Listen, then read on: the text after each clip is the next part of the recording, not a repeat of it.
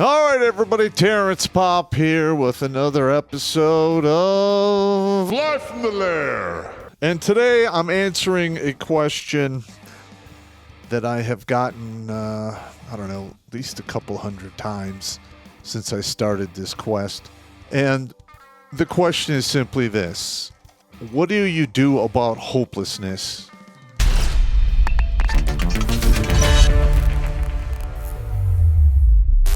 Wouldn't it be great to have Popp as a dad? Well, too bad. We got the dads we got. Still, not everybody's dad was great, let alone good, let alone present. Matter of fact, most of the problems we face today are because we didn't have a dad. And if men don't get these vital lessons fathers used to pass on to their children, our lives will be wasted. Thankfully, these lost lessons have been conveniently recompiled in a course by Aaron Clary titled The Dad You Never Had, covering everything from life's purpose, defeating laziness, developing a work ethic, personal finances, career management, women, retirement planning, and much, much more. The Dad You Never Had compiles the fatherly wisdom of Red Pill creators such as Rolla Tomasi, Rich Cooper, Aaron Clary, and even Popp himself into an intense and thorough 12-hour course. It's the easiest and quickest way to get up to speed and get on with living life. It's no substitute for a real father, but it is the wisdom and advice you need to manage your life successfully and end the misery fatherlessness has wreaked upon your life and society. So get the roadmap to a better life. Take the Dad You Never Had today. Your life is just too precious not to. Available on Teachable.com. Use the discount code BlakeIsCool to get 10% off. Link is in the Meat Gazer box. Everyone out there, I don't care who the hell you think you are, at some point you are going to encounter hopelessness, and dare say it will break you. I have been there quite a few times, trust me. Luckily, it didn't, I didn't pay the ultimate price. I had a former commander take a bullet that was meant for me. I've literally crawled my way back from this. I've done videos in the past that touched on this kind of in a roundabout kind of way, but this one I'm addressing it directly. What circumstances, cause hopelessness? Grievous bodily injury, blindness, a death of close ones, divorce, what have you. All right, now when it comes to grievous bodily injury, everyone has their own limit. If your body is broken to the point where you're done, well, I understand. But most of the time, what breaks you and causes hopelessness in today's day and age: divorce, loss of children, loss of assets, the one-way hallway of the courts that just benefit women hand over fist. It is what it is. There's lots of guys out there. I talk to 2 or 3 dudes a week who got fired because some female employees complained. Not a shred of evidence. It is what it is. I talked to one guy, and on the statement that the female employee made, the dude was on vacation. That sucked. I can't tell you how many times in the Army when I got stuck doing just reprehensible bullshit. I literally had quite a few team leaders, squad leaders, platoon sergeants look me in the face and go, "Hey, Popp, life is not fair. Figure it out. Deal with it." So when we start off, most of us grow up with, believing in the American dream. The house, the 2 cars, 2 kids, 1 dog, half a cat. Got it. That doesn't exist anymore. And most guys don't find out until they hit reality here. They get the cold fish of reality slap across the face. Next, you think we have all these freedoms here in the United States. Well, everything you do is taxed. There are so many laws on the books. They can literally go into anyone's house and put you in prison for 10 years. Dick pills, that's 5. Some states, if you have a personal use marijuana plant, there's no victim, that's 3 years. And this happened to a guy I talked to. He dyes his hair like me, and they give you those little plastic capsules, and just for men that have the plastic gloves in them. Well, he saved them. He was growing a pot tree in his house, and it was a fairly big kind of thing. And they kicked his door, and they found the pot plant. They went into his bathroom and found these little ampules, and they said, well, he's intent to distribute. 5 years. There is no freedom anymore. All right, and this is going to be a big one here that's going to wind up kicking off the two-way rifle range. All right, there's a lot of people out there who are extremely unhappy with what's going on, and they're quite literally just that one spark is going to set it off. And blue pill thinking. Now, this happened to me. I mean, I grew up with a single mother. Everything she told me about women and what women wanted and how to act and what to do, complete lie. All I can say is, if you think with the blue pill mindset, you were literally going into the world with a disadvantage. Now, you add that to coming from a home where only a single mother was, that's a disadvantage squared. All right, and if you're poor on top of that, it's cubed. It just gets worse. This blue pill thinking has got to change. Because if you could change this early enough, you can avoid a lot of hopelessness. Next, conditioning. Everything you watch on TV, there are messages in the commercials. There are messages in the TV show, the movies, what have you. Conditioning you to act, think, and be a certain way. And mainly, that conditioning supports the blue pill thinking. Next, a man's natural tendencies, which is basically provide, protect, and fix. Most of the time, if you have a woman in your life and she comes to you with a problem and she starts, flapping at the gums, the first thing most men do is go, who do I know that can help fix this? Do I have the tools to fix this? What's this going to cost? How long will it take? That is what we're thinking because it's hardwired into our brains. And that's the key. Use the natural tendencies that the universe gave you, but apply them to yourself. And I'll explain. So here we are. You're starting off. You hit reality. Get divorced. Lose your kids. Wind up living in the street. It all happened to me. Ex-wife killed my dog. Got a complete goddamn pass. He was 6 years old. 121-pound chocolate lab. Never saw him again. Got 3 different stories. And we've all watched enough crime drama on TV to know when the story changes, the end result is almost always bad. All right, so you get across here, you get hit with reality, you realize the American dream is dead. So that's another anchor that pulls you down. Listen, it is crushing when you finally learn that the house, wife, 2 kids, 1 dog, half a cat, and 2 cars, it's not in the cards for you. That is monumentally crushing. You realize, because FICA takes 40% of your check, there is no goddamn freedom. And some dude can take out a wooden mallet, hit it on a desk, and take all your money with no compassion to you whatsoever. That is why we have so many men who are homeless, and many of them are veterans. And then you realize the blue pill was nothing but a huge goddamn lie. And that causes a lot of anger. The hopelessness, the anger breaks a lot of men. And they wind up, all right, and listen, I get it. That's a lot of pain. And I have become Charon, and I literally can navigate the river of Styx, which is pain. And I've been back and forth many times. I know exactly what I'm talking about.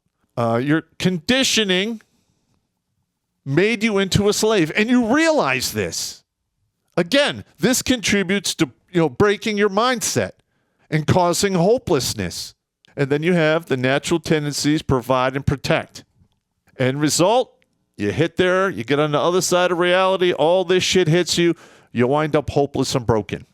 A lot of guys get here, and they're literally like, I can take no more. I am punching the fuck out. Okay, you can do that, but I highly advise against it. What can you do to combat this feeling from getting your ass kicked by reality and learning everything you were taught in the first part of your life is complete hogwash bullshit? What can you do? Well, here it is.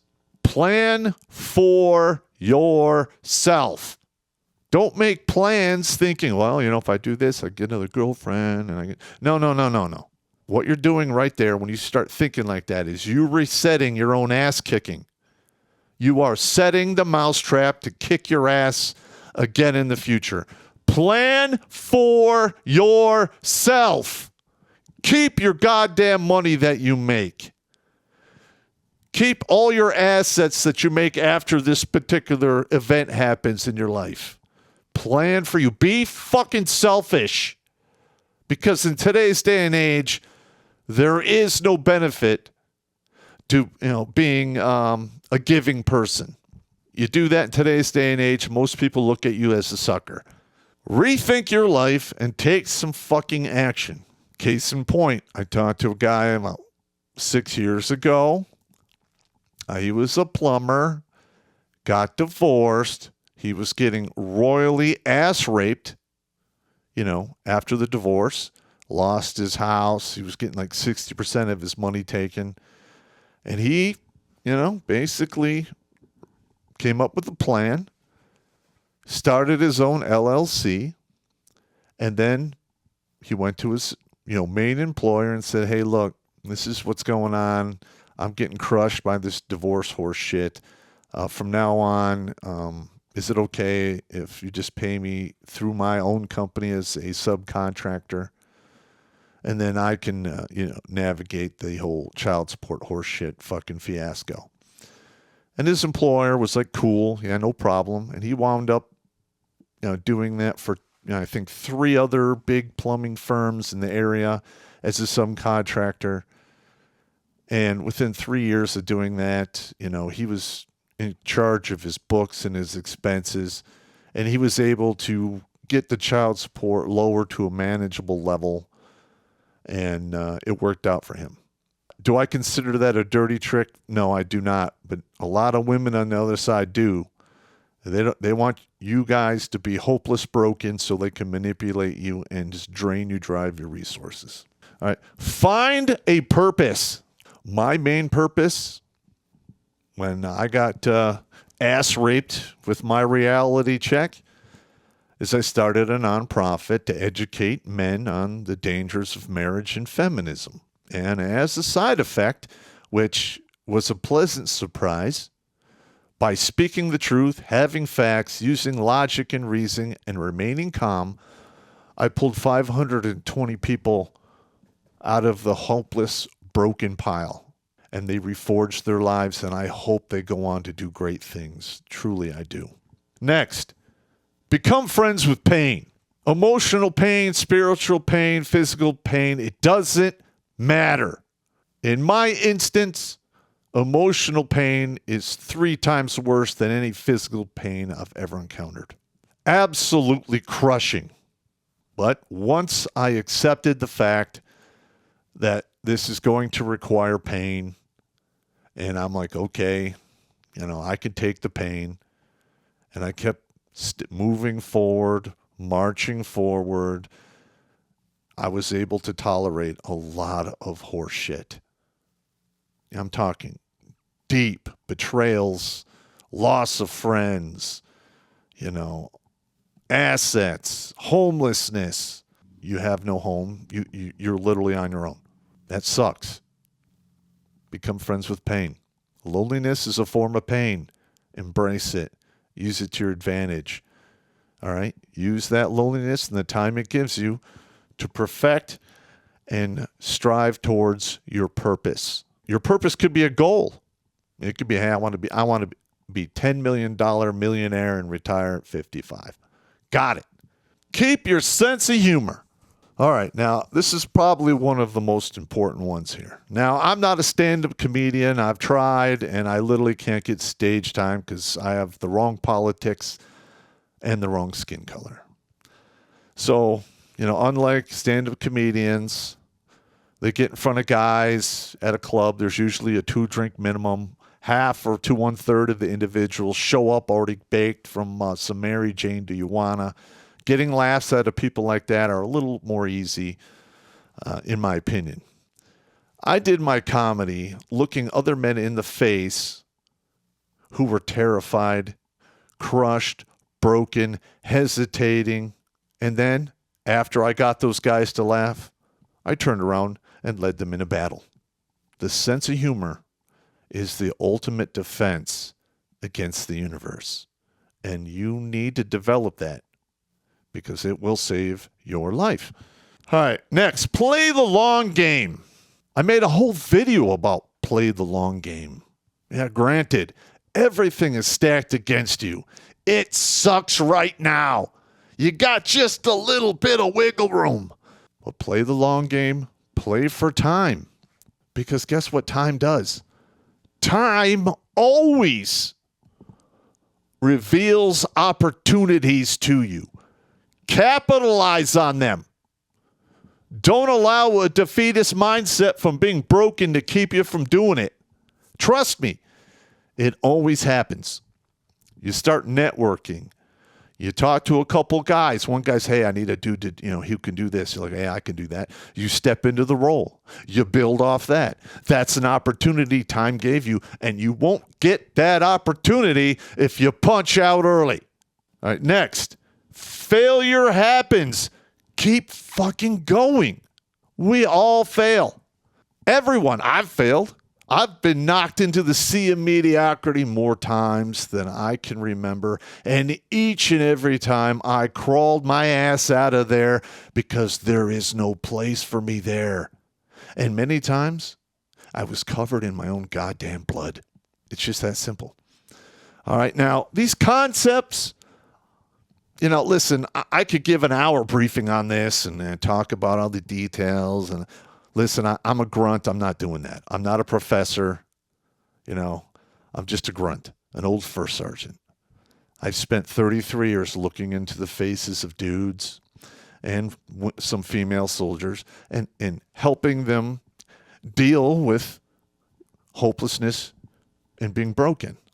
So I have a little experience in this. So, gentlemen, if you're out there watching this and you have a friend of yours who's stuck in this mindset, send him this video, please.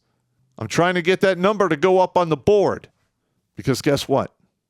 There's a spiritual warfare going on out there as we speak, and it's been going on for a long time.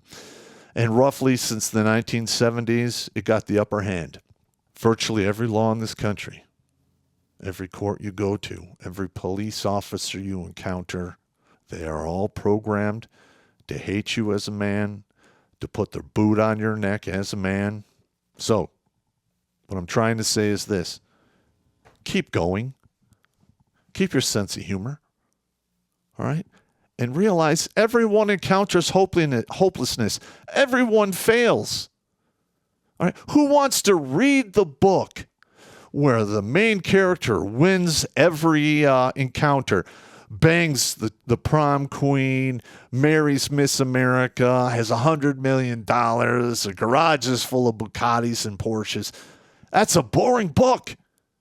I like to read the story about the guy who got his fucking ass kicked, brushed himself off, got up and said, okay, next one's on me. And then he puts that motherfucker on his ass. I love those stories. Be that story, men. I'll talk to you later.